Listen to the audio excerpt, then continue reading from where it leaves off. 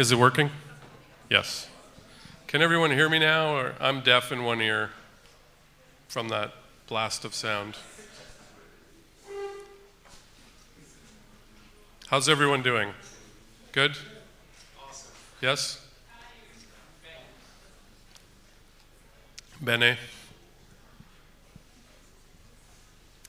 Okay, so we're here to talk about doing the impossible for the ungrateful, which is a great title, I think. Talking about newsrooms and technology. So if newsrooms and technology is not what you thought you were getting into, you're probably in the wrong room. So who here works in a newsroom? Just curious. Okay, big newsroom contingent over here, a few people here. Who is a technologist or entrepreneur? Okay, perfect. So I need all of you to ask really hard questions of these folks up here. And I'm going to let them introduce themselves, not because I don't know who they are, because I do.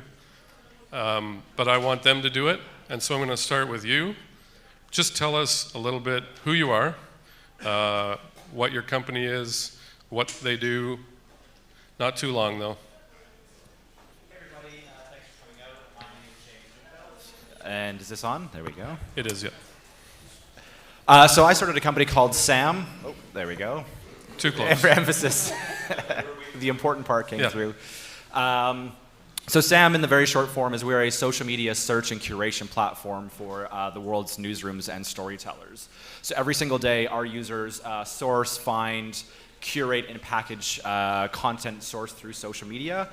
So that's everything from big stories like the Brussels and Paris attacks right through to local news stories of underreported content.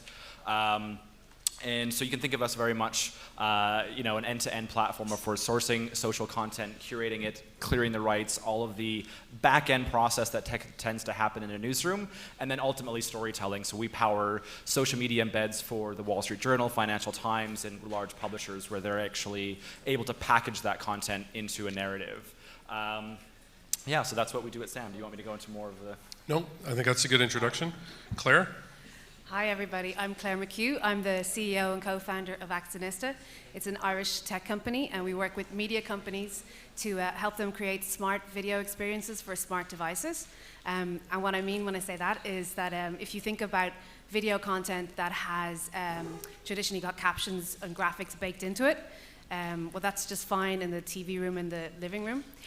But when you're looking at that in a touchscreen device where the expectation is that you can tap graphics, it becomes a broken experience. So what we do is we take the video and the graphics and we overlay the graphics on top of the video so that you can create a more interactive and experience with a bit more depth in terms of storytelling as well. So that's my background. Before I started the company, I also worked in a media company called Setanta, which started a bunch of sports channels as well. One of them was a 24/7 news channel. And I'm also an active member of the Irish startup community. Great. Paul? Hello everyone, I'm Paul Quigley, CEO, co-founder at Newswhip. And what we do is we track the open web and social networks to detect which stories and events are getting traction and being talked about the most, and to try and get to them really early. So in practice, that means pulling in signals from what are people sharing right now, whether it's in Indonesian politics or in Canadian tar sands or any obscure topic, knowing what's getting traction in it. So we're used by a lot of newsrooms like BBC, BuzzFeed, Condé Nast Italy, and many others around the world. Great. Marc? My name is Marc Little. I work for a small tech startup called Twitter. Sorry, what's the name again? It's Twitter. Okay. Twitter, yeah. But no, before that I was the founder and CEO of a company called Storyful. And so I founded that about 5 years ago. I'm a journalist, recovering foreign correspondent, and basically I spent years trying to sort out news from noise. So my company was the first social media news agency, very much like if you imagine the AP or Reuters was started from scratch in the age of Twitter. That's essentially what we provided. So we worked with the biggest newsrooms, social networks. We powered Facebook Newswire, YouTube Newswire, and eventually the company was bought by News Corporation. I left 2 years ago, and I'm now back in what we call the media partnership divisions of Twitter. So I now work with newsrooms, among a whole wide range of other things, including sports franchises and celebrities and anyone who creates great content on Twitter. So I'm back in these organizations working out their innovation as well. Great. So I would like to ask each one of you why you decided to do this. So Marc, you can talk either about Storyful or about Twitter, whichever one, but I'd be more interested in why you started Storyful. Claire, why you started your company. What drove you to do this? And if being a journalist was part of it, you can talk about that. If you're not a journalist, why would you choose this specific technology? I suppose I started Storyful out of masochism. I felt so yeah. I think I concentrated on Storyful. I think you can sort of subdivide media entrepreneurs into two groups. One are entrepreneurs by mission, and then entrepreneurs because they're born that way. And I was the mission sort of side of the house. So essentially, I believe that it was vitally important that journalists would turn their attention to the business model supporting quality journalism. If we couldn't build businesses that could sustain the kind of journalism that we all value, there was no point in continuing. So for me, I was scared silly by the idea that journalism could be bypassed by social networks, and I felt that we should use that as an opportunity to redefine the relationship we had with this vast shift in content creation and distribution. It used to be you had to have a satellite dish or radio transmitter to reach a mass audience. Suddenly everybody with a smartphone and a Twitter connection could connect. Problem was, if everybody's speaking at the same time, who do you listen to? And so I felt that was a mission that was worth giving up my very good job as a broadcaster and plunging into a world of uncertainty, discredit, lack of gratitude, all the things that happen when you try to persuade something you've got a good idea. So yeah, it was about a mission and something that really was at the very heart of why I became a journalist 30 years ago. And to get rich, right? That was a side benefit. So I'm hoping that we'll discover all our companies were founded based on our vices. So Marc was masochism. For me, it was laziness. Because I used to work as a lawyer and I spent a lot of time surfing around on the internet trying to find the most interesting stories, navigating every website by their most shared box or their most emailed box, finding stuff that way. So I wanted to put all of the internet into that box, like pull things from every site and see what's the most shared thing in the world today in sports or in any topic you're interested in. And Paul, was that part of your job, surfing around for popular stuff, or was that on your lunch hour? So when you're halfway through drafting a motion to dismiss a 12B6 you need securities class action, yeah, you need a break. And so I didn't build those hours when I was a lawyer. I was a very ethical lawyer. Sure, you did. But what I built then, or started building, I thought would be a cool consumer app, but then it turned out that if you can detect which stories are getting engagement, social can be a really good signal of what stories are important. And a lot of journalists started using the free site, and then that morphed into a paid-for service. So it was laziness, and then maybe a drunken wander into having an actual company. So mine was more about sensing a shift in the market that I was working in. So I could see that television was changing and that people were watching it on lots of different devices. The mobile being a huge part of it. So I thought, and actually when I was working at Setanta, I was buying programs there and putting together a schedule, so I could see that the contracts were changing, that there was different terms appearing in them, like video on demand, mobile and broadband, and I've been working in digital agencies years before that and kind of waiting for this shift to happen, and it felt like it was finally happening. Now that was 6 years ago, so it's probably a little bit earlier than it actually did happen, but it's really, the last 3 years especially has just taken up speed, and that industry is being transformed. And I think if you're not innovating in the media industry at the moment, it's innovate or die, as far as I'm concerned. But also, I went for a few pints with my co-founder, in typical Irish startup fine, and he really wanted to build a product. And he had been working in enterprise development and mobile development, and we worked together before in a previous company that he'd founded and built to about 120 people. So it seemed like good timing for us both to sort of get into this together, and that's what we did. So you had worked for something that was sort of a startup before, so you had worked for that company that your Yeah. co-founder founded. Yeah, I've actually Right. worked in sort of startups my whole life, actually. Okay. Yeah. Okay. And I'm assuming you two guys, had you ever worked for anything like a startup before?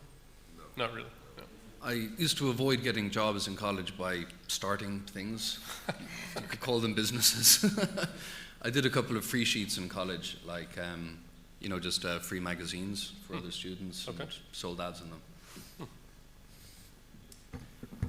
For me, I think it was mostly frustration, which kind of got me going. So my background is mostly within broadcast technology. So the guy hooking up your VizRT, ENPS, newsroom workflows and tools and systems and CMSs. Not to go too far back in the history, but got started when I was 13, addicted to radio because of the flashy lights and buttons that I just wanted to push all day long. And for me, I think out of the distinct moment, what is probably very true to a lot of people that were watching Twitter grow in the news industry was actually in 2011, we had just finished this massive project at TV2 Denmark, where they built these brand new facilities, and they were just up and running in the new master control room, and literally millions of dollars of equipment ready at their disposal. And the big story breaks that there's an earthquake that happens in Japan and the subsequent tsunamis. And it's that lull in the story of, you've just plugged in all of this great news gathering equipment, the story's happening, and there's nothing to report. It's that lull, until actually somebody's on the ground, there's nothing to say. We know it's happening. And so, for a lot of other people, we just go well, we should check Twitter. We hear that this is a great source of content and information.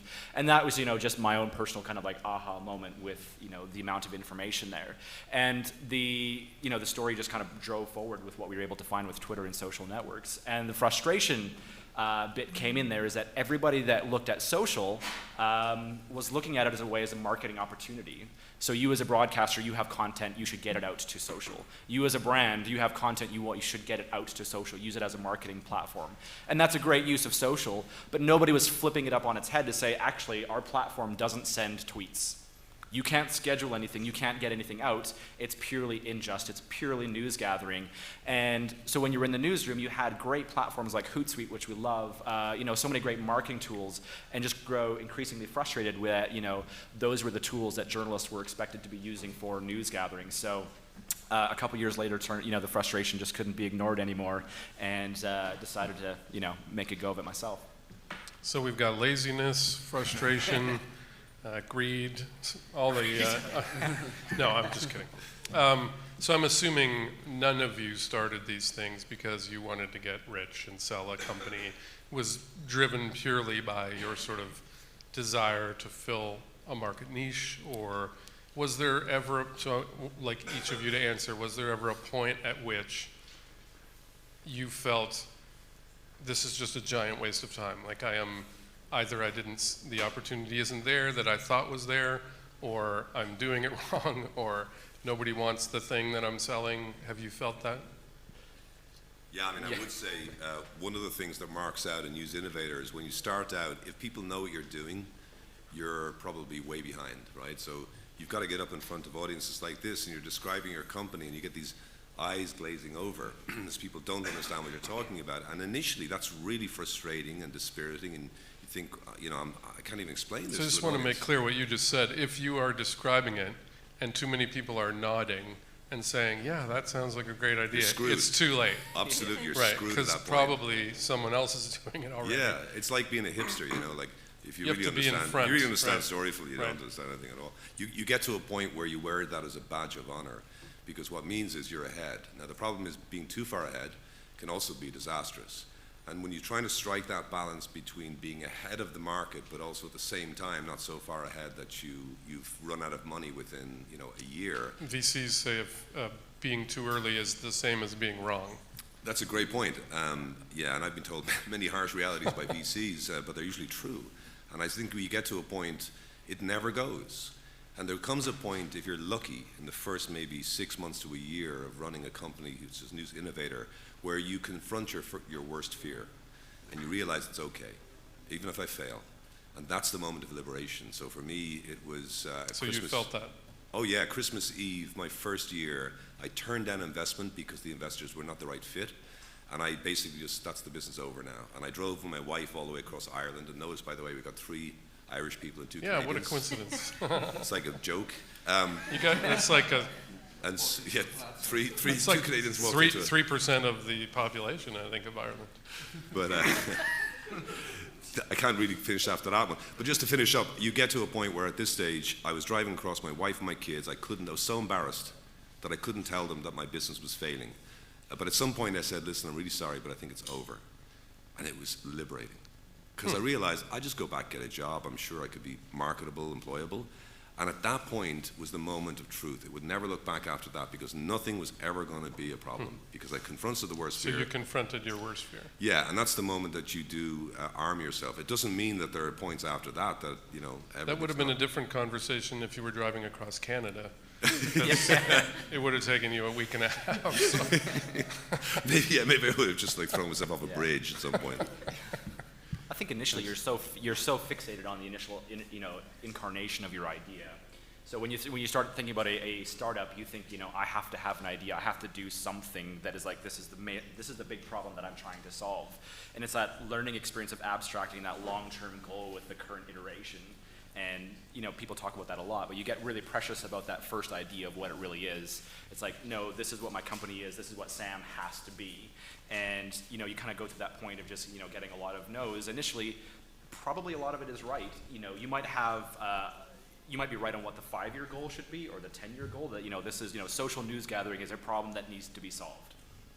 How you get there is so many different iterations, and I don't know if there's an easy way to jump to the end. There isn't probably.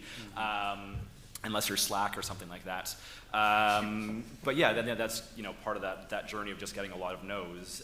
Sometimes there's a lot of truth in those no's, and it's not giving up to kind of abstract that 5-year, that 10-year goal. Did you have a Christmas? I had a Christmas drive across Canada. Yeah. Driving across Saskatchewan. Yeah, two months later. Yeah.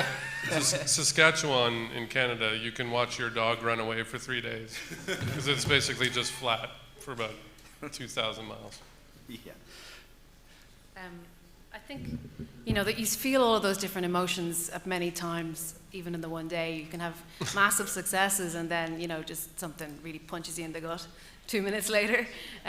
But I think you have to be a risk taker and be prepared to take risks. I think that's a key thing. It's probably one of my traits that I am prepared to kind of go things. You have to be prepared to hustle.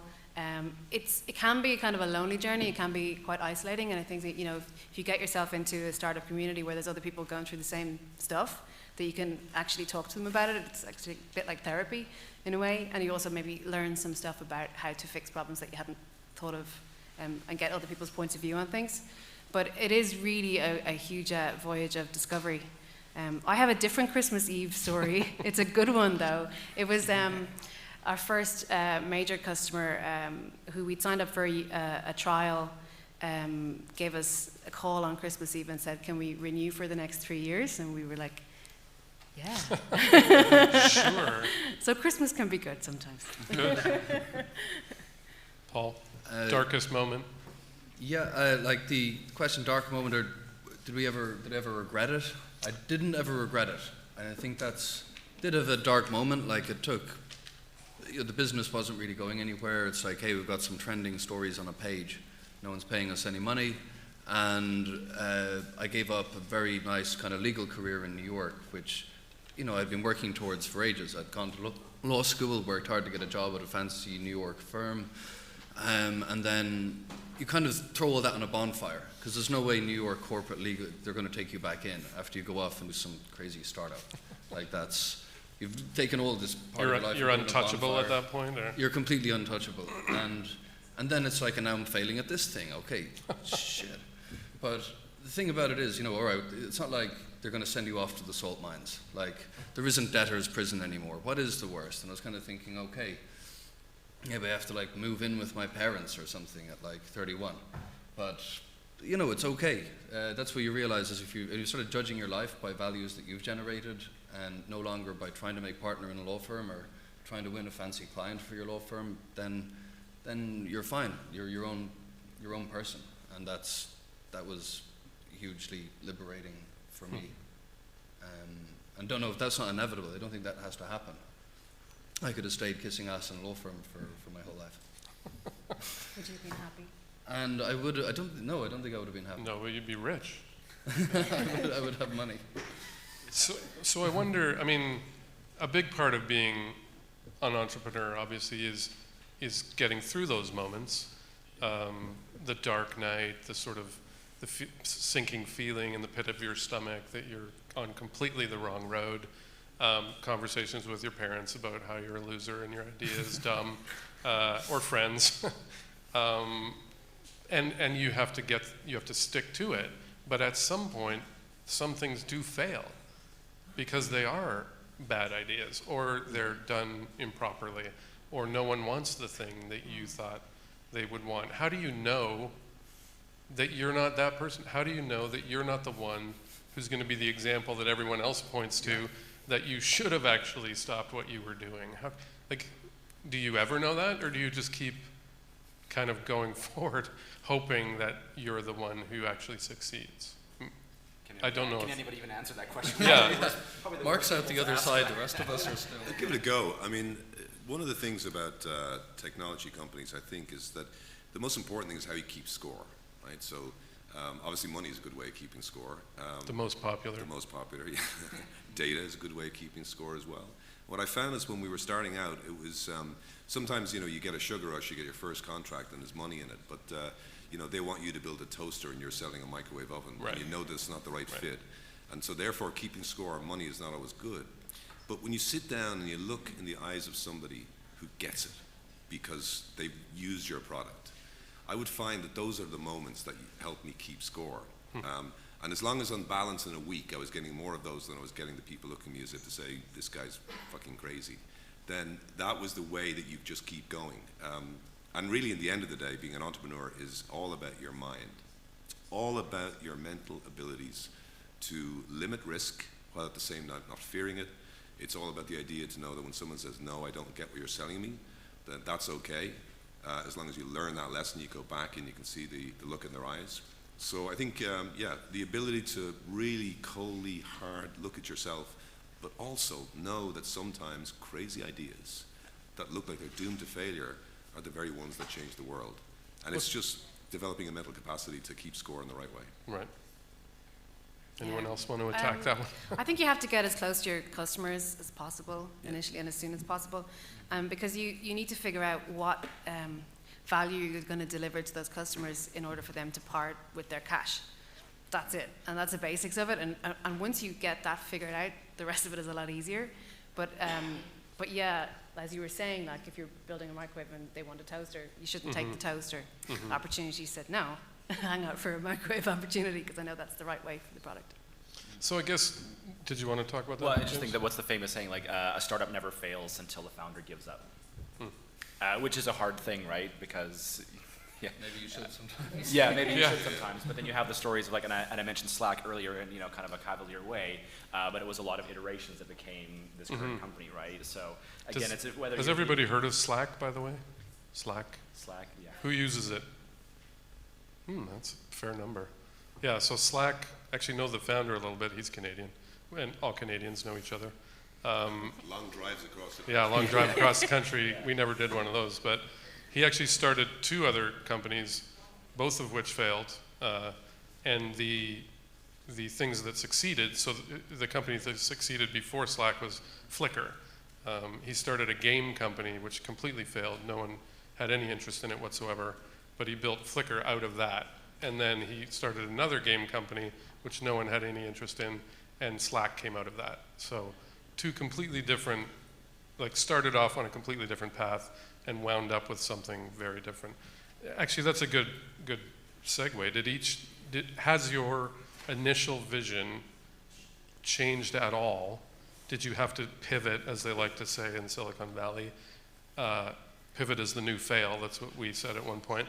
But or have you stuck to the vision, or have you sort of, wandered based on feedback from your clients or customers? I think the initial idea to find this interesting content and figure out what's worth people's attention and time in the world today, and using social signals as a way of doing that was the initial thing. That's kind of still there, but in terms of it's a vision. There wasn't like I imagined an iPhone and we're going to keep trucking until we get to an iPhone. You know, I don't think it wasn't that kind of vision. And motives change a lot along the way. You develop this mad loyalty to your team, huge interest in keeping your customers happy, and the motivations shift completely. And I can't say it's, you know, it does change a lot. It's not like you're just hacking away at this one clear goal, I think. At least for me. For me, I think, you know, I remember sitting down with my lead investor in a coffee shop in Dublin, and he looked at the business plan and he said, okay, so here's what's going to happen. I'm going to give you this money. When you sell the company in 2.5 years, you will get this stake in the company. This will probably be your acquirers. And in the end of the day, you'll have 2 more investors. And he was out by 3 months. Wow. And he said three potential acquirers. One of those was the one who acquired us. Now, the model changed, but only because we took things away. And I think what I think most is not pivots that happen, it's people discarding things. Like, I think all of us would always have the experience where, So you know, stripping things down. yeah, we all kind of tempted to be consumer facing. So it's Storyful in the early days. We kind of, on one hand, wanted to be AP, but we also wanted to be BuzzFeed. And we spent about a year draining our money trying to be a public facing website as well as being enterprise. And so when it's not pivoting, it's shedding. It's boiling it right down to its essence. And my only regrets in the past is that took me too long. But yeah, I mean, I can say safely, hand on heart, that, you know, it was exactly what I thought it would be, even if I wasn't quite clear at the beginning how to articulate that in words. That was really what happened to me. Yeah. Claire? I mean, I think I understand our vision a lot more now, you know, but it hasn't really changed in any major way. But the market does shift, and you have to keep an eye on where the market's at and just make sure that you are respecting what's actually happening in it and don't get too stuck to an idea. We didn't have any major pivots, but definitely you change and tweak things as they come along. With us, the major challenge was that we were a little bit early for what we were doing. So we had to sort of show people the way and take on some work to guide them and build the experiences that we knew could be created with this technology. But that also ultimately helped us fund our plans for product development too. I think in the initial phases of what we did at SAM, I think we were very focused on big data, and I think we did have a pretty definitive refocus when we spent a lot of time, you know, what can we do with an algorithm? How smart is the algorithm in terms of, you know, verifying and breaking news and all those sorts of things.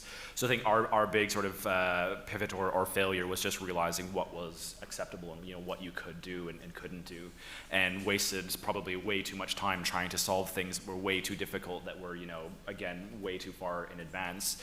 But then, yeah, just during that process, I mean, if you say what the end goal was in a very abstract, high-level way, no, it's the same with what we set out to do. How we're doing it is very, very different than when we initially started it. It's become a lot more of a manual process. It's a hands-on tool, and it's guiding the journalists through the process of what we thought machines would, you know, totally be able to do. And you go through that process of just like, yeah, this is not going to be possible for a long time. But you learn a lot through that process as well to make your product better than it could be if you had, you know, not gone down that path. So. And did you initially see what you were doing as consumer-facing? Or a tool for No, we users? always kind of started with a fairly B2B focus, you know, kind of, you know. And Claire, was yours initially? No, I mean, we've always been B2B as well, but Okay. I think you need to keep an eye on what those businesses users are doing and keep Sure. that user in mind as much as your own customer, because that's really Yeah. where the magic, when you get those two things right. And Paul, was it initially consumer-facing? Oh yeah. So the idea was, let's find all the most trending stuff on the internet and put it in a place, and everyone will go there every day. And, you know, yeah, so it was kind of, actually BuzzFeed, before they started publishing stories, did look a bit like that. Mm-hmm. And then, you know, I thought this could be this great media hub, and of course we'll sell ads. But Did you and ever then it do took that? a year and a half. No, we didn't put ads onto it. You know, we got maybe 100 to 200,000 readers a month, about 50,000 app downloads. Meanwhile, we've got people using our Pro product, and they've started to pay us monthly recurring revenue, this wonderful actual money. Right. And we still had the dreams of the big consumer, and every now and again, say, you know, your app makes it up in the Apple store, and you think, now this is it, it's going to happen, and things get juiced for a few days. But then, you know, it's very, very hard and you end up competing with the newsfeed, and you end up competing Right. with the very social networks that already have the users. And steady revenue is hard to pass up. Yeah, exactly. So we said, okay, we've actually got half a dozen customers now. We're idiots not to just double down on trying to get the next 600, and to do anything else is a mistake. And Marc, It did take too long. Marc, was there some point at which you thought, this isn't going to be a consumer thing, people aren't going to use it, or like Paul, we've got some corporate customers, that seems like a more, obvious way to go? I mean, for me, it was about where can I influence, where can I create change? Because again, as I say, I was inspired by a certain mission, and I realized that, why would you want to be a pale imitation of something else? We also had a little app that allows you to create stories for yourself. So we were born, there's another company called Storify, which great company, and the founder, Bert Herm, is one of my heroes.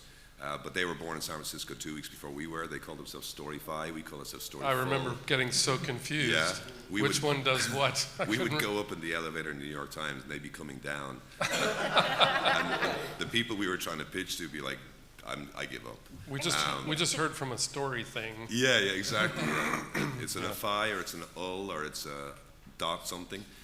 So yeah, we just got to the point we realized that there were other people doing things better than us, and the place that we had found a niche was in a place where we almost just landed in the sweet spot, and we just sat down and looked at it. And I think it was actually that none of us really wanted to do any consumer-facing thing after we discovered the beauty of something clicking in place. It was the Arab Spring. Right. I never forget one day we found a video of a man being buried alive. And it looked to be a man buried alive, and within 2 hours we had disproved it. We had said it's not true. And we were the only news organization I knew that was proud when it stopped a story, not started one. And I remember the joy in the eyes of the people that day as they realized this is what we're here for. And at that stage, doing crappy stories for public consumption that were done better by somebody else just seemed to be kind of not only pointless, but kind of against the values of what we'd reached, the place we'd reached. And that's the key. When the team can talk about your company in shorthand or as an adjective, like, that's not very storyful. The first time that was said to me by our CTO, I almost cried, because I knew from then on we knew what we were without having to actually constantly put values up on a wall or that kind of stuff. And I think that's the point. It was easy after that. We were what we were. I have to say, James, have you worked in a newsroom? Yeah. Okay. Not as a journalist, but as the technologist. Okay, so you've worked in one. Claire, have you worked in a newsroom? Briefly, but Okay. in an operations role as part of Satanta. Paul? Briefly as well. Okay. And Marc, obviously you had a job as a Yes, like journalist. Alcoholics Anonymous. My name is Marc, and I worked in a newsroom. And I was a journalist, yeah. So I'm wondering, anyone who's worked in a newsroom, I don't want to be unkind, but lots of newsrooms are pretty clueless about technology, and even when they shouldn't be. And lots of newsrooms are good at journalism, not so good at business, tools and implementation. And, I'm sure everyone who's worked in a newsroom has a horror story about trying to implement some tool or other, trying to get approval to try some new experiment, trying to upgrade a CMS. I mean, it's kind of a technological disaster in a lot of newsrooms. So I guess I'm just looking for, how do you get past that kind of sort of attitude, or how do you, because it's not as though they're waiting, oh yeah, we're looking for new tools to implement. We love that kind of thing. We try new things all the time, because it just doesn't happen. Lots of places, the last new thing was like the telegraph or whatever, or color printers maybe, or so how do you get past that? 2 words: self-interest and vanity to an extent. When a journalist realizes that their personal brand's going to be stronger because they're the first ones to adopt. Like with Periscope, I watched a lot of journalists around who realize now this is a great way for them to be seen outside of the structures imposed upon them by their newsroom. And I remember, So we're back to the deadly sins now. We are, Vanity, we've listed every one of them pride. at this stage. Sloth is the only one we haven't talked about. But I remember I started a newsroom in 1991. My first story I was sent out with a mobile phone the size of a suitcase. And it was very, Flash Gordon at that stage to have that. I remember one of my editors, the famous story was that he used Pritt stick on his computer to rub out words. He was asked, with the computer, are you sure? You're kidding. Of course I'm fucking sure. So that was the kind of technophobia that was there in my day. But you could start to see how certain journalists in the old school realized that by knowing what a modem was and understanding that, if you had a satellite phone and dish, you got there first. You got you scored. And I remember the famous story recently was when President Mubarak in Egypt gave his last interview before resigning. He gave the interview to Jeremy Bowen from the BBC and Christian Amanpour from CNN. Christian Amanpour was on Twitter, and so it became her exclusive interview. And Jeremy Bowen joined Twitter the next day and is one of the most prolific tweeters. So again, persuading Vanity. old technophobes that this was actually something that was going to make him a better journalist or a better known journalist was always, I think, the sweet spot for me when I saw technology introduced in the newsroom. Go for Yeah, it, you, Marc. I think, you know, replacing old technology with new technology is always difficult, especially when it's mission critical software that's been there and it's unsupported, and, you know, nobody wants to fuck with it because Right, because they're afraid it'll break or something. if they break it, then Right. there's, you know, And nothing everyone happens. knows it's terrible, Yeah. but they use it anyway because they've always used It's it. not broken. And they know how it works. Exactly. Right. So I think you have to kind of appeal to, and you know, people in newsrooms are really busy. They're chasing stories. They're Doing news. yeah, trying to, you know, you have to enable those people to, you know, appeal to their values, create better stories, just assist them in what they're already doing and make it easy for them so that technology isn't this big scary thing in the room that is just, okay, it does part of what I want to do but doesn't do all I want to do, and I really don't want to deal with all these things. I think it's really about trying to enable what they're already doing and respecting that. I think that gap in the newsroom is getting a lot bigger than it ever has. So what you're talking about, Marc, is, you know, these free-to-use platforms like Twitter and Periscope, which are really great. It allows somebody that's really keen to adopt the new technology to not have to ask anybody. I'm just going to go ahead and do it right. Yeah. When you come in for a platform sale like us, where we are a paid tool, we find a lot of people like that are very enthusiastic. I love new technology. I want to use it. And then it, you know, comes to the point of like, well, you can't use this for free. We need sign-off. There is a process here. We need to make a sale. And we're very open to all of our customers, and we've turned down a lot of people that they want to have a free trial. They want to do something for free because it's ingrained to them that, you know, I will try it if it's free, and then I might buy. You don't have a free trial? No, we don't do a free trial. And free trials for us just never converted. So all of our customers have paid us. Because that was going to be my next question. from Most day one. newsrooms, they're like, oh, is it freemium? We'll use it for free. And then as soon as you say, oh, you've passed the limit or whatever, it's like, yeah, we don't need it anymore, thanks. Yeah, and so I think that gap is getting, you know, a lot more divided, right? It's, you know, we come in there to say, you know, when we talk to a customer, it's like, what technology do you use? Were you involved in the purchasing decision of your CMS?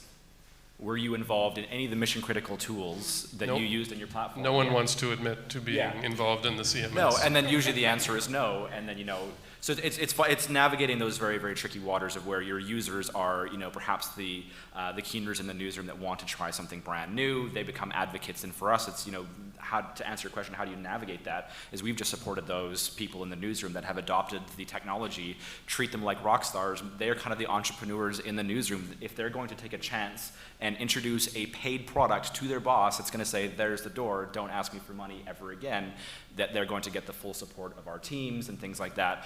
I mean, that's been our journey, but that gap is just huge because most people in the newsroom have no idea of how the budgets actually work, Right. and and maybe they Nor do shouldn't they care. necessarily, right?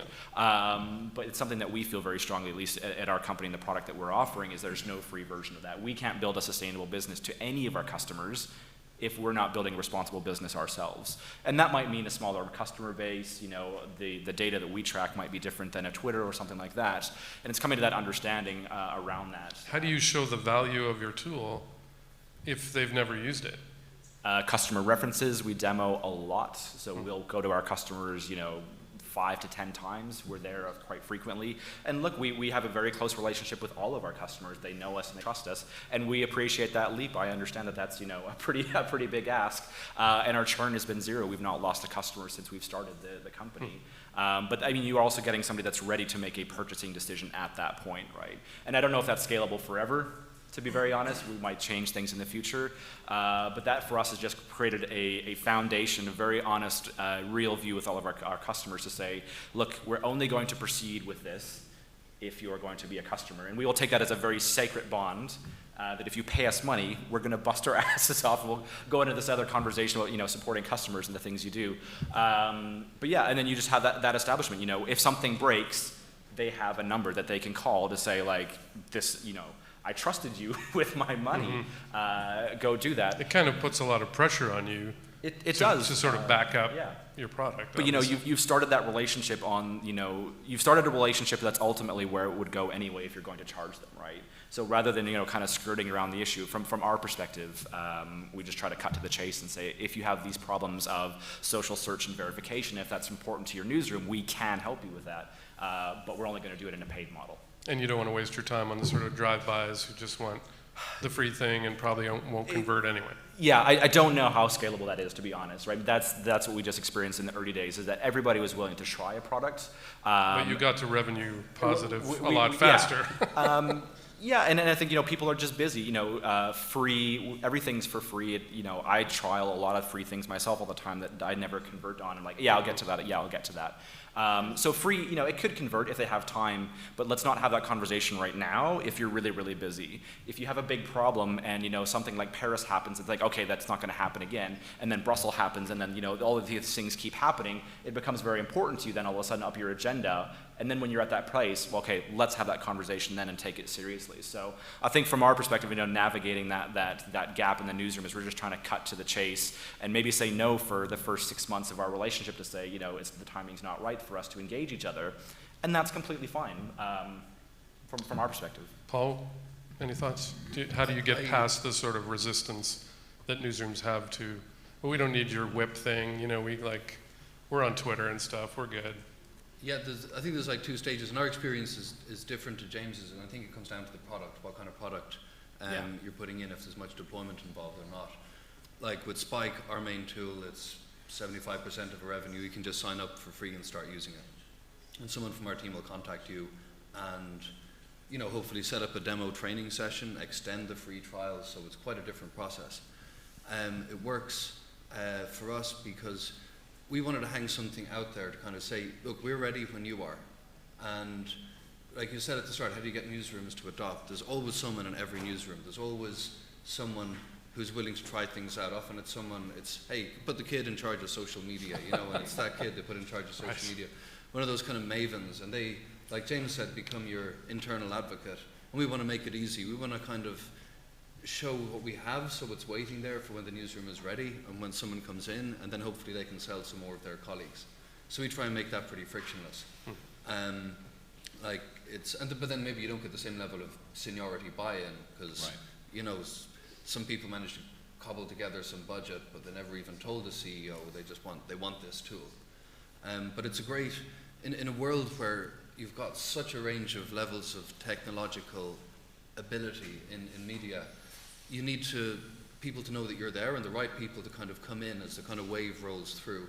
You need to kind of make yourself available, I think, and that's been our strategy. So a lot of blogging, a lot of data, a lot of free stuff out there so that when you're ready, you'll find us. And you're trying to reach that maven or the one in the newsroom who's looking for new things. The precious early adopter who will convince everyone else, the person we're all looking for. And then you just jump on them and get married to them, basically, and hope that they will sort of evangelize you inside the newsroom. Yeah, and then these guys jump jobs every 2 years, so then it's great, Yeah, new customers. New place and they bring you in. But hopefully you've sold a few more people in the first place before they move on. So then that's the next stage. You have to build that customer success and support and everything else as a business, so your customers are continually succeeding and don't fall off the cart. Do we have any questions? I have lots, but I know other people do. There's a mic at the back there. Just put your hand up and, yeah, go ahead. Could you stand up maybe? Oh, shit. Sorry about that. Hi. My name is Stefan. I'm working for Newsroom as a technologist, and I'm kind of a very conservative technologist. So I would never get to go to a startup and say, yes, I'm going to use your product and put it in the website in every article, because who tells me that in a year's time this will still work? Is it then already sold off? Is it then bankrupt? I have some kind of a responsibility to all the articles, to my reporters who put their content. So not only putting money in there, we put also content in there. And we're also exposing our readers to this. This is much more responsibility than, I don't know, some people realize. So the most responsible newsrooms, they build the technology themselves and run it themselves. Or let's say the biggest newsrooms who have the money to do it. So my question is, for example, why should I use your tool in my newsroom, right? Given these constraints. That's a great question, and I was Sorry. yeah, who wants to jump in? But I was gonna. There are a lot of newsrooms that do develop their own tools, and they like that because they have full control. You know, they can design exactly what they want. They don't have to take something off the shelf. How would you respond to those criticisms? So Henry Ford used to have a factory where iron ore went in one end and cars came out the other end. That's like full ownership. That's like you've built a newsroom, you've built all your own tools. You build your own TV sets and send them out to your customers. There's limits on how much you should own, and I think, you know, there is some amount of things that can wisely be built in-house, but we do see some news organizations doing that too much, because if there's 40 people on a product team somewhere working away at Samdesk or at Newswhip or somewhere else, and they're putting out a really good product, it's going to be very hard for you to beat that. Now, in terms of trust, I think when things are deployed, maybe script onto pages, there's different standards, but most of these tools, I think, aren't actually going to have the option to delete all of your content. The downside risk is probably quite small compared to the risk of not using services that are available. Great question, and that's basically the basis of everything that we were saying before. I think it's a huge responsibility. So the very short and very snarky response to yours is do an annual contract with an SLA so that, you know, so some product that you sign up for doesn't disappear. But quite, well, you know, on a more serious note, it's a huge responsibility, and even just, you know, in the exploding social embed space is something that we talk about a lot. It's so easy to install a snippet on your website without any idea of the ramifications of that. So if you monitor website performance these days and understanding why Facebook Instant Articles is doing incredibly well is, as a website hoster and your responsibility for that, you could probably make it load so much faster if you didn't embed any content, if you only had one script provider, et cetera, et cetera. So that's, you know, not just generally like a startup question. I think that's a really important issue for the industry right now, is the third-party reliances on so many different things, but also even just on an unnecessary basis. People are just throwing whatever they want on their website, and somebody goes and deletes a YouTube video. You as a website are unaware that you have broken content on your website, your page ranks going down, you're slowing down your load times for something that's not even there, or if you're doing a polarity of content from multiple different sources, you're just slowing things down more and more. So it's a very real issue that people don't really think about, so thanks very much for asking it. But yeah, go ahead. I think, you know, the other thing is, should you build it? And maybe you should, but maybe you shouldn't, because you're going to have to support it for the next 10, 15 years. And the great thing about buying a product that already has a team, you know, future-proofing it as it goes along means that you never run into that problem where you have a mission-critical system that isn't quite working but isn't quite broken, and it's there and everyone has to use it, you know. And it's also like, is that the best use of your time? Is that where your organization should spend their efforts? Or can you bring in some people who are experts in what they do and are just focused on that to help you out with it? I think that's really the choice. But I have a question for you. Do you use anything do you use Slack? For any, that's you? Just shout it out. Oh, there we go. So we do use Slack, for example, but you know, we used something else before, and you can migrate that kind of stuff quite easily. But for example, if I embed a map, you know, just a simple map, it's like in every 5th article there's a map. And currently we use like Car2DB, for example, because we think, okay, Car2DB, they might be around like 2 years from now. But what if they are not, right? What if they're not? And then, you know, half of like 1/5 of our articles are broken then, you know, the content is not there anymore. So what happens? I think like a news website also has some kind of an archive purpose, right? We are not just pushing things out for today. We also want our readers to see the same stuff that we push out today in like 5 years. And yeah, that's a problem, right? Yeah. I think there's also a broader issue here about startups that succeed because they win the inevitability game. And I think that, to be quite honest, there's a lot of startups with better quality products who die than startups who succeed, whose products are maybe inferior. But at some point they won the inevitability battle. That is a lot to do with thought leadership. I'm a great admirer of what Newswhip do. They are the go-to place for their blog, and they feel inevitable. They feel like they are going to be there for a long time. And I think then what happens, you get to this very serious point when every corporate will tell you this. There's 3 words: buy, beat, or build. They see someone coming up and coming and they feel like, wow, that's interesting. Right, do I buy them? Do I beat them, i.e. go after them on their own turf, or do I build this internally? And when they're asking that question about you, they know you're around for a while. And I think it's really getting to that point quickly, even though your product may not be as good as a sort of a stealth company. So that's a broader question. It's not your core question, but that is a lot of this is shell games and mind games and how you appear and what stages you appear on and who you drink with and whether you're Perugia and you go and meet Matthew Ingram or you go and meet someone who actually has some money to spend. Which is very good, by the way. But no, there is whether that you're element. Irish or not. Other questions? He's, by the way, a cheap date. I bought him an orange juice last night. Jim, got a question? You sure? Nothing? Anyone? Yes, right there. Thank you. There's another maybe political and social side effects related to the technical trend that makes news disappearing very quickly. And public figures like, say, our Prime Minister are literally falling in love with the forms of public appearance on the web that can disappear in a matter of a few minutes. I don't know if you're aware of the big performance of our Prime Minister just a few hours ago with Facebook mention. He was live on TV, on Facebook with obviously a sort of one-man show, and the local press has been very much criticized for not being able to intermediate and intervene with some business-critical questions. And so, since the business is pushing towards the here and now trend, is there a way to educate at least users and readers and those who use the internet to make up their own archive, or at least create a platform, an independent platform, able to save things for the years to come? Wow, that's a tough question. Politywhoops is probably... Do you mean video? Specifically video? Or everything? For everything, yes. Well, like the consumers are just going to be hit with more and more stuff. Like the price of producing stuff's going down. Everyone's going to be Facebook living each other. All of that stuff's being stored. Like definitely the level of sophistication of consumers. I don't know where that has to happen.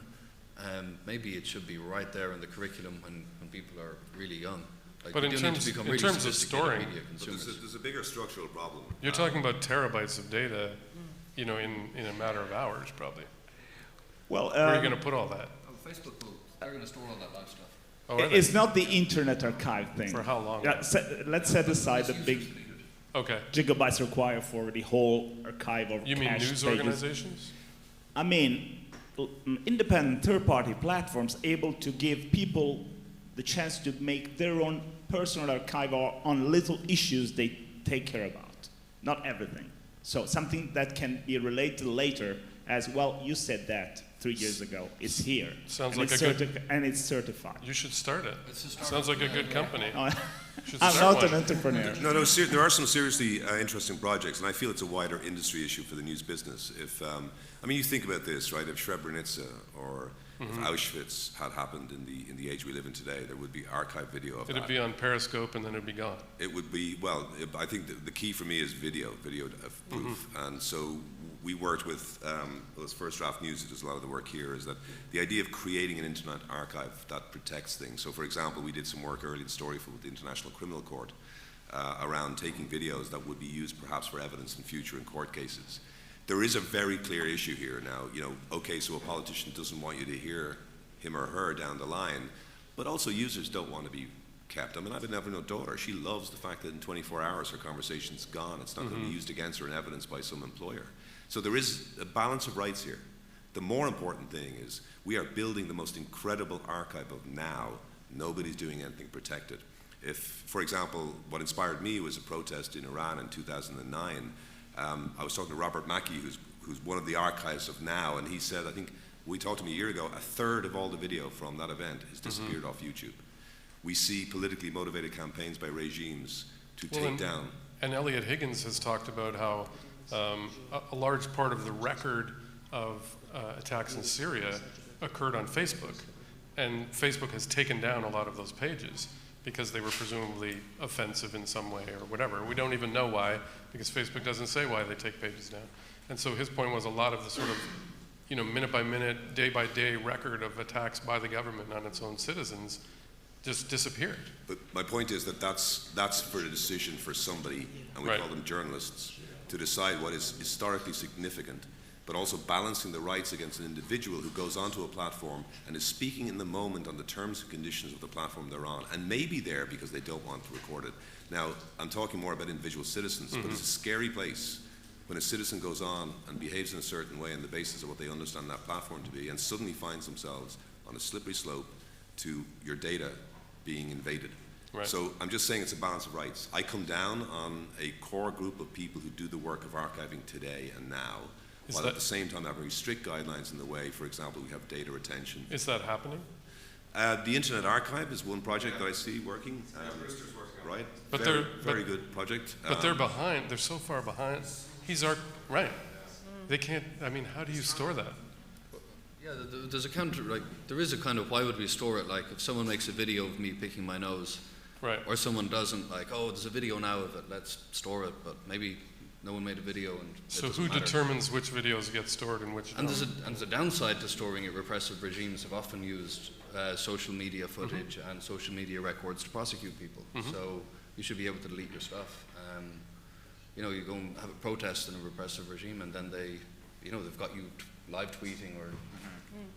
I was just going to say, what happens when 360... He doesn't need a mic. Yeah. What happens when 360 and VR video become the dominant way of telling news stories? It's a very different way of telling a story. and that's going to be a terabyte a second. Yeah. VR or AR. But it comes full. Go ahead. Just as a question of timing with VR, I still think we're a bit out. Like, A little I wouldn't bit. do I wouldn't sure. do the VR startup today. No.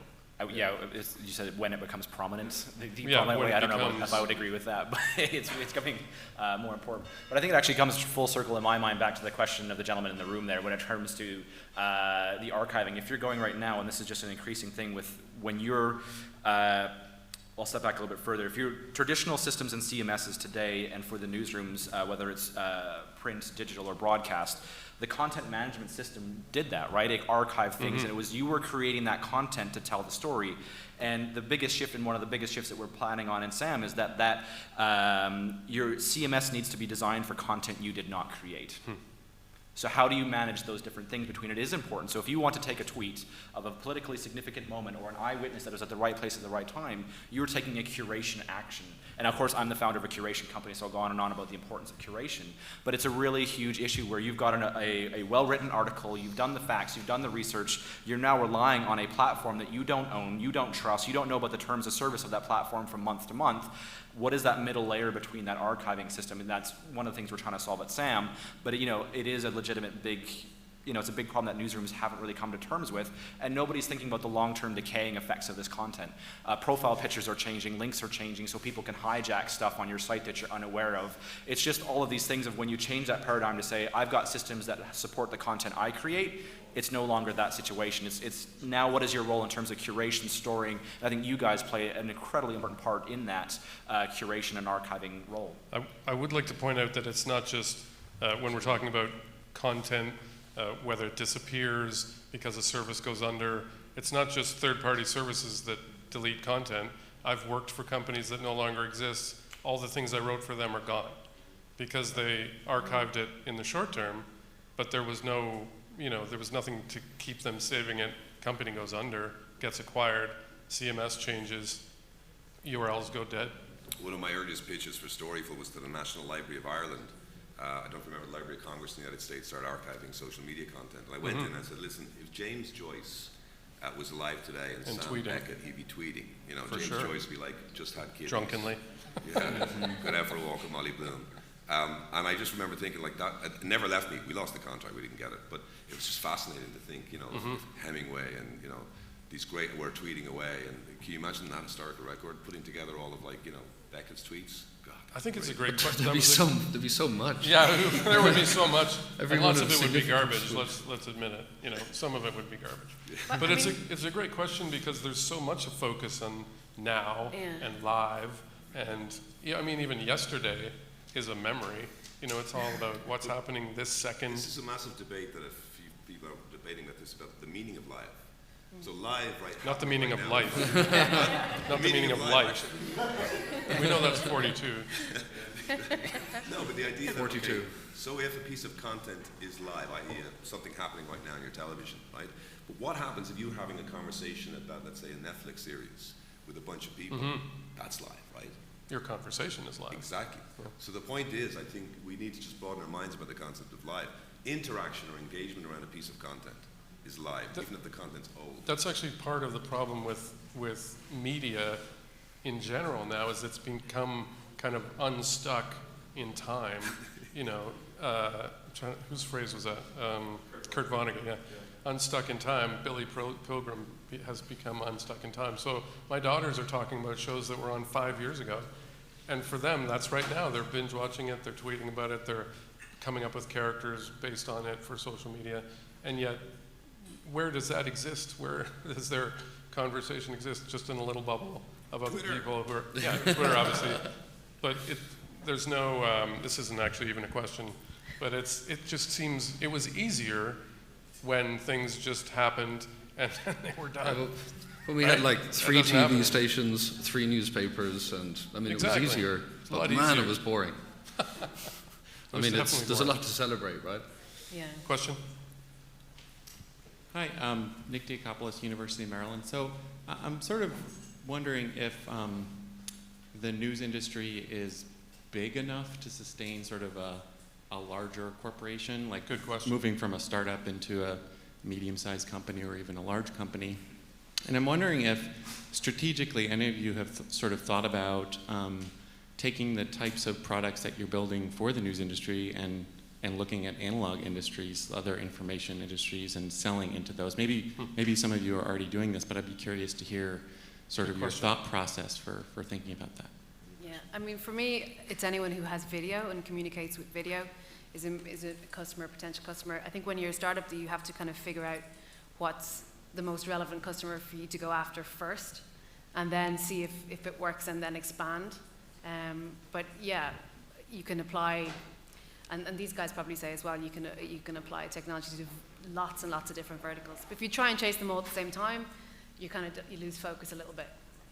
I think we're also seeing a splintering of the old verticals that defined news. So we had news, sports, business, politics, and that's all over. You know, some of the things that we see traded in these days defy description, comedy, parody, and you get what I realized in Storyful for a while there was it's about the description of the emotion, not the description of the content. So this is funny, informative, thought-provoking. So the emotion became a better definer of it. The next thing I realized was that the future is in niche. It's an intense engagement and attachment because of your membership of a small community. And I see, for example, Syria Deeply was a great project that started, 3 years ago. Lara Satrakian, former ABC journalist, is now, she's templatized essentially an entire space for each particular issue that they approach. Has everybody heard of that? Syria Deeply? It's actually now called just Deeply, but called they're Deeply. making money on every single one of these projects, and they're doing a lot of things for, as you say, non-traditional. So there's a series of news verticals. Syria, Alaska was one? They did. Arctic, right, and then, there was an Ebola one. So they're sites basically dedicated to a topic. Yeah, and I think your deep. question is absolutely right, the premise, which is I don't think the news business is big enough to sustain the sort of mass appeal, wide every single vertical from front page to back page. But I think as you start seeing the fragmentation of verticals on the basis of the fragmentation of community, and then I hope a new sense of analytics and data that's based on things like emotion, serendipity. I remember asking the product engineers, how do we score serendipity? You know that great feeling when you're sort of flicking through a book or you're looking at a video, wow, I just stumbled across this. So I think there's a lot more of these sort of data points, if we can describe them like that, that will occur within niches, small communities. And I think then, there'll be aggregators who can sum it all up. And I think this already is of appeal, a mass appeal to brands. So I remember in Storyful, one of the first brand contracts we got was from a telephone company that was trying to explain rollover minutes to its users. And we decided to come up with a campaign about dogs rolling over. Hugely successful. And again, just these ideas of emotion, didn't explain anything that makes you feel good, became a marketable commodity for a company that was also supplying news about what was happening in Syria. So I'm not saying you should have that broader business model, but you will find that people are from very wide backgrounds and wide businesses now buying into this sense of emotion as being the defining characteristic of the fragmentation of media, if that doesn't sound And too I think I think we would all agree that news is certainly a small category, but media is larger than it's ever been. I mean, brands are publishing magazines and making TV shows, and they've become effectively media entities. James, I know we talked a little bit about what you're doing kind of outside the traditional.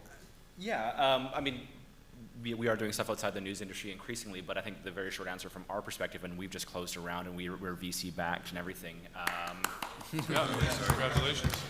I had to get that in there somewhere. It was $500, I think, wasn't it? No. It was more than 500, but keep trying. Undisclosed. I think to that point, and then when you're pitching too, I mean, there's a very negative trend that I think we're getting out of in the VC space, which is the unicorn. Everybody's expecting to say, okay, so you're in the news industry, you really can't build the next unicorn. Not in the Uber definition, not in the Slack definition. $1 billion. No. Yeah, but we're not going to be pitching that either. So for us to answer that question is, yeah, the news industry in of itself is big enough to build highly profitable companies. I think so. I mean, look at the WordPresses of the world, VizRTs, ENPSs. A lot of traditional systems are still $100 million plus in annual recurring revenue, which I think a lot of companies would love to hit that, and they're still getting that from pure, straight up newsroom type workflow systems, and that's in flux and that's changing.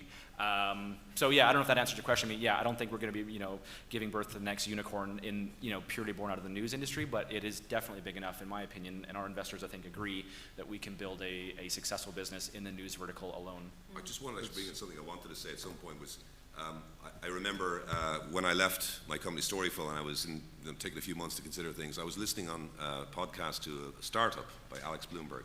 I don't know if you know this series. He left NPR, a very renowned journalist, and he went to create a company called Gimlet, and ended up being Gimlet, and he decided just to record the entire journey. And there's a moment where he's pitching to a guy called Chris Sacca, who's probably one of the most successful Silicon Valley investors. And basically, he goes home to his wife, and he's on the phone, and he's recording this, and he's basically crying, almost crying, saying, this is the biggest thing I've ever done in my life.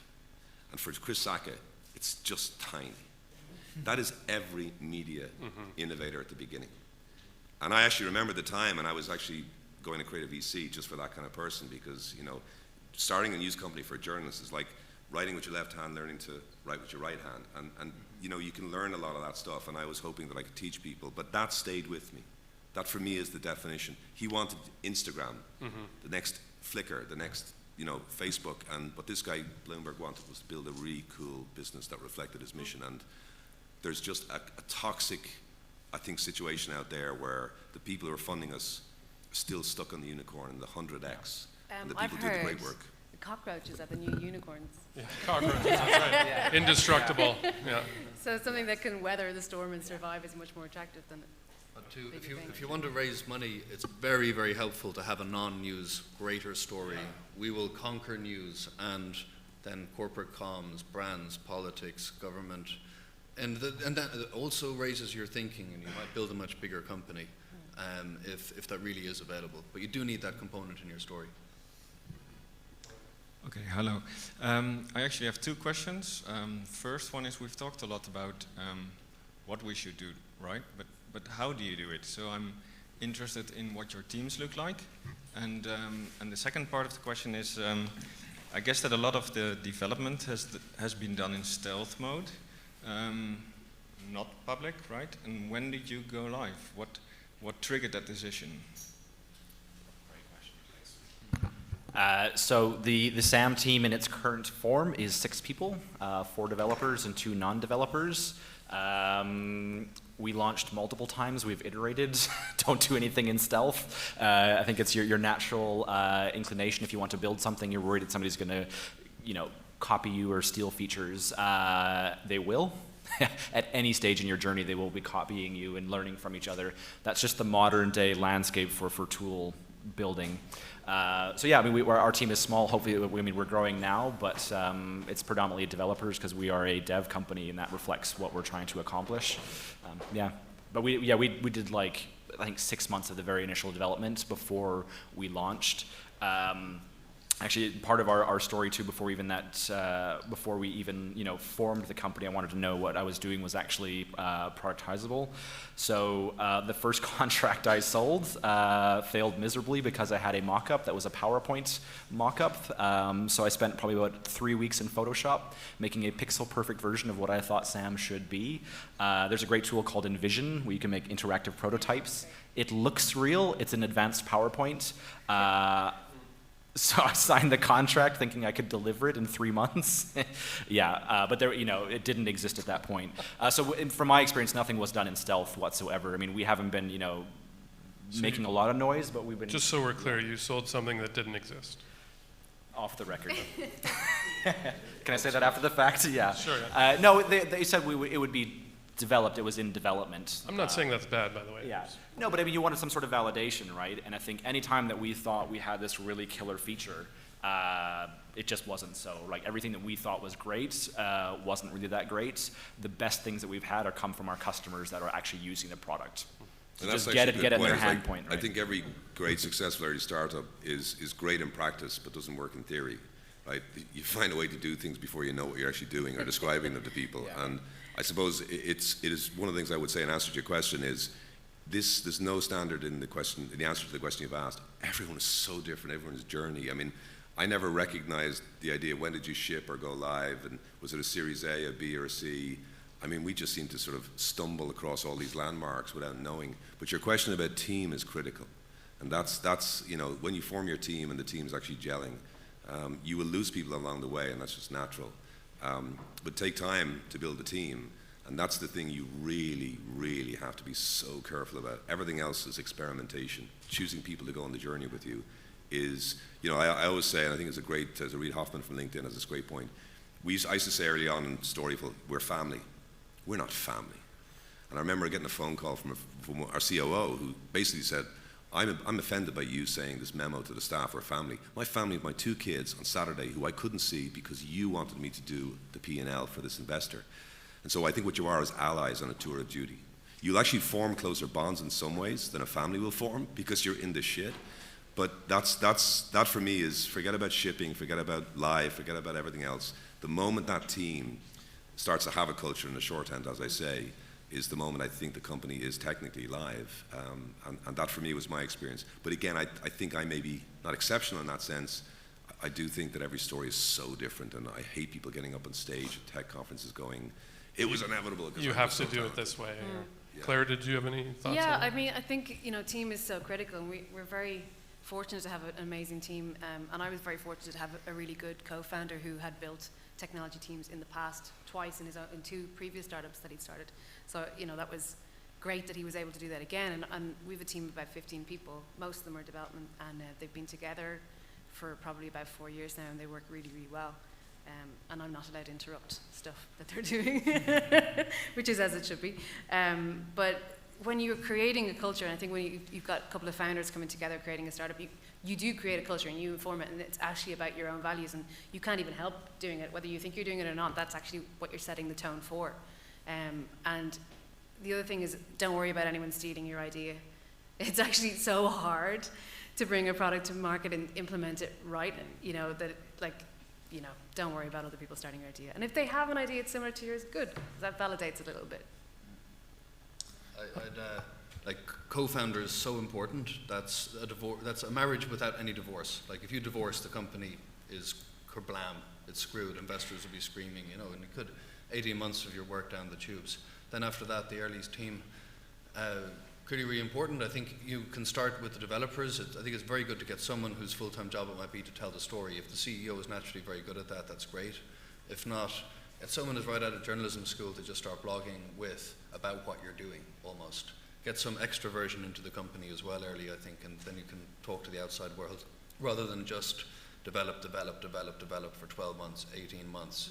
We'll ship something, and meanwhile you're just all looking at each other, and you don't have customers to talk to, and you don't have enough external touch points. So I think that's a balance to think about in your first 6 to 8 people. Yeah, we're going to have to wrap up. Because James, you said that the most killer features actually came from your customers. would that in hindsight lead you to forming a different team next time with maybe more customers involved in development already, or? Yeah, really good question. So the whole thing, I'll stop on this rant about paid customers, and I have to give a shout out to one of them sitting right in the front row looking at me from time to time, who did pay before using the product or using any trial. Thank you, sir. So it does happen, and I think that commitment and bond is just really, really critical. So one of the challenges, and this is probably something that the others can speak about more clearly, I don't have that much experience, but I hear from a lot of founders that their loudest customers are the ones you probably shouldn't listen to. It's the ones that are actively using it, paying, are actual tangible customers. Those type of feature sets have become the most successful for us. And again, in the early days, we spent a lot of time listening to the wrong people. So I don't think I would do it differently again, because I think it's probably really hard to sift through all of those, customers or users that complain the loudest tend to be the worst, product feedback versus the person that's just hunkered down. You never hear from them. They're using it every single day. All of a sudden they pop up and say, oh, I need this thing. Get it done. Do that feature. Those have been our most successful features. Hopefully that answers the question. I'm afraid we're going to have to wrap up because they have to close down. So please thank our panelists. Fantastic work.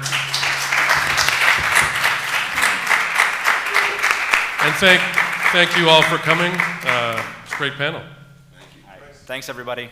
Thank you.